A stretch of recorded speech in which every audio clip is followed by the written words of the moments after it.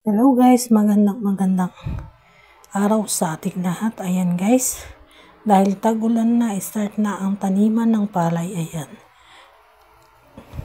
Ayan, super proud po talaga tayo sa ating mga farmer. Ayan guys, alam nyo po ba, napakahirap po guys na magtanim ng palay.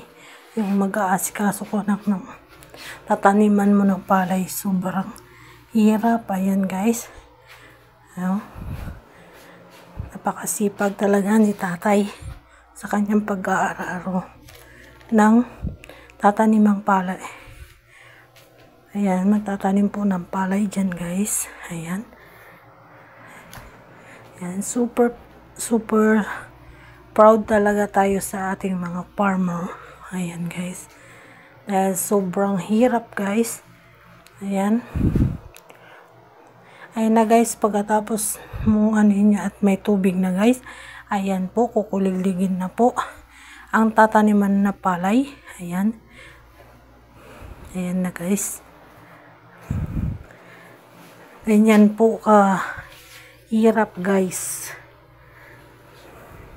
bago tayo umani ng, ayan na guys, pagkatapos po magtatanim na po tayo ng palay. Ayan guys, tanim ng palay.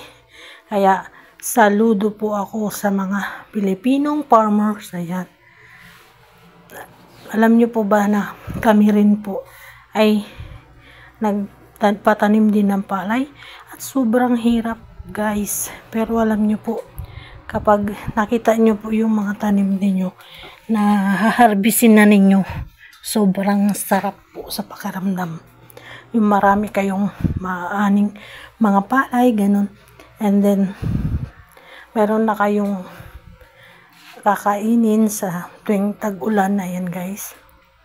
Ayan guys, simple lang ang pamumuhay guys. Ayan, nagluluto tayo rito guys